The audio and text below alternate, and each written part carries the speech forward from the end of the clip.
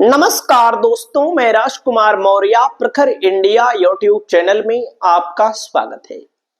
बहुत बड़ी खबर आ चुकी है भारतीय जनता पार्टी से। बिहार में विधानसभा का चुनाव समाप्त हो गया।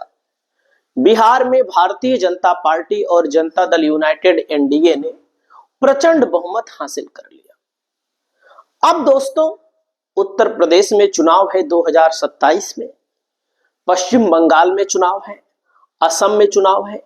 बीजेपी ऐसी पार्टी है, एक चुनाव समाप्त हुआ तो दूसरे चुनाव के लिए बुरिया बिस्तरा बांध करके पूरी तरह से तैयार हो जाती है। यह बीजेपी की सबसे बड़ी अच्छाई है, बीजेपी की सबसे बड़ी सफलता का कारण है।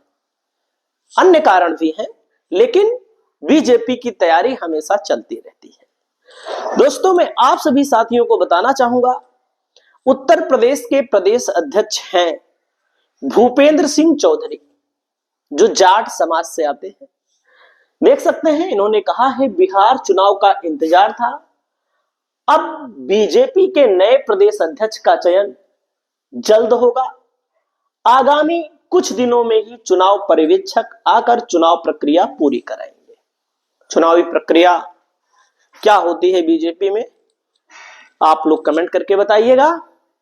तो दोस्तों, प्रदेश अध्यक्ष उत्तर प्रदेश में बीजेपी प्रदेश अध्यक्ष 3 साल रहता है। मूल रूप से नियम है बीजेपी के संविधान में कि 3 साल रहेगा बीजेपी का प्रदेश अध्यक्ष, और समय समय पर बदल दिया जाता है। दोस्तों, तो डिप्टी सीएम ब्रजेश पाठक प्रबल दावेदार हैं, यानी कि डिप्टी सीएम ब्रजेश पाठक को डिप्टी सीएम पद से हटा दिया जाएगा और इनको अब प्रदेश अध्यक्ष बनाया जाएगा, ऐसी खबर आ रही है और लोग भी दावेदार हैं। प्रदेश अध्यक्ष की रेस में डिप्टी सीएम ब्रजेश पाठक का नाम सबसे आगे माना जा रहा है।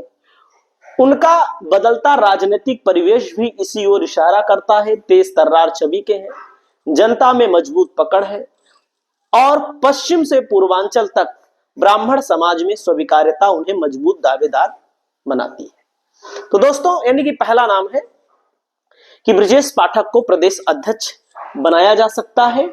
महज 9 साल में पाठक ने बीजेपी और आरएसएस दोनों में अपनी ठोस पकड़ बनाई है।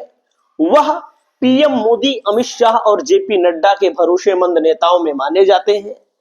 हालांकि 2016 में बसपा छोड़कर आए पाठक प्रदेश अध्यक्ष बनने पर पार्टी मूल कैडर में विरोध की आशंका भी है। ब्रजेश पाठक के थोड़ी सी विरोध भी हो सकता है, क्योंकि ये मूल तौर पर बहुजन समाज पार्टी को छोड़ करके 2016 में आए थे।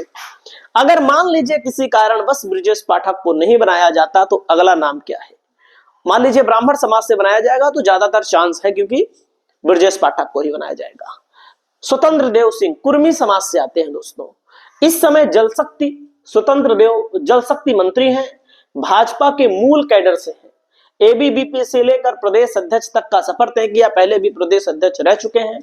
यादवों के बाद यूपी में दूसरे बड़े पिछड़े वोट बैंक कुर्मी समाज के सबसे प्रभावी चेहरे के तौर पर जाने जाते हैं। वैसे कुर्मियों को साधने के लिए भारतीय जनता पार्टी ने अनुप्रिया पटेल को केंद्र में भी मंत्री बनाया है और उत्तर प्रदेश में और केंद्र में गठबंधन की सरकार है। दोस्तों, वह मध्य प्रदेश लोकसभा चुनाव 2019 और बिहार विधानसभा चुनाव में सफल चुनाव प्रबंधन कर चुके हैं। आरएसएस की पसंद भी माने जाते हैं। दोस्तों, जब बिहार में चुनाव हो रहा था तो इतने बड़े मंत्री गांव-गांव, गली-गली प्रचार कर रहे थे। बीजेपी की खूबसूरती है, बीजेपी का सबसे अच्छा तरीका है, इसमें कोई दो राय नहीं है।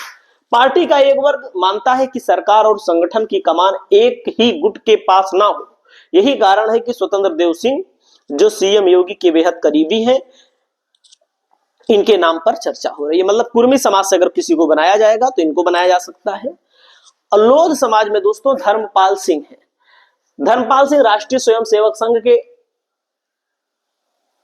बहुत ही नजदीकी माने जाते हैं। संघ की योजना से ही वह राजनीति में आए। 72 वर्ष के हो चुके हैं।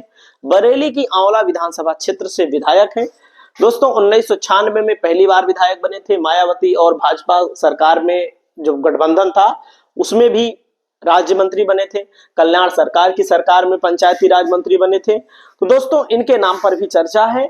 और मायावती और भाजपा गठबंधन की सरकार में 11 अक्टूबर 2002 और 29 अगस्त 2003 तक श्रम मंत्री रहे। दोस्तों धर्मपाल सिंह को भी बनाया जा सकता है, लोध समाज से आते हैं। अगर लोध समाज में किसी का नाम आएगा तो वहीं पर लोध समाज में और भी चेहरे देख सकते हैं।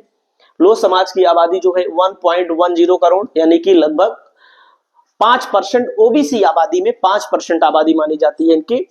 और मोदी मंत्रिमंडल में बीएल वर्मा केंद्रीय राज्य मंत्री हैं, धर्मपाल सिंह पशुधन मंत्री उत्तर प्रदेश में है, संदीप सिंह बेसिक शिक्षा मंत्री है, जिनको हिंदी भी नहीं आता है, लोग ऐसा कहते हैं। और इनका वीडियो भी वायरल हुआ था, हिंदी भी नहीं पढ़ पाते हैं, हालांकि उनका मैटर है, हम नहीं कहेंगे कुछ। दोस्तों लोध समाज की बात अगर आप करेंगे तो 3 बड़े चेहरे हैं, 3 हैं सांसद, मुकेश राजपूत, साक्षी महाराज। लोध समाज में 2 लोकसभा के सांसद हैं, समाजवादी पार्टी से अजेंद्र राजपूत है, विधान परिषद में कोई संख्या नहीं है, राज्यसभा में बीएल वर्मा है। तो बीएल वर्मा के नाम पर भी लोध समाज में मोहर लग सकती है, ऐसी संभावनाएं जताई जा रही है, इन्हीं में से मिलेगा।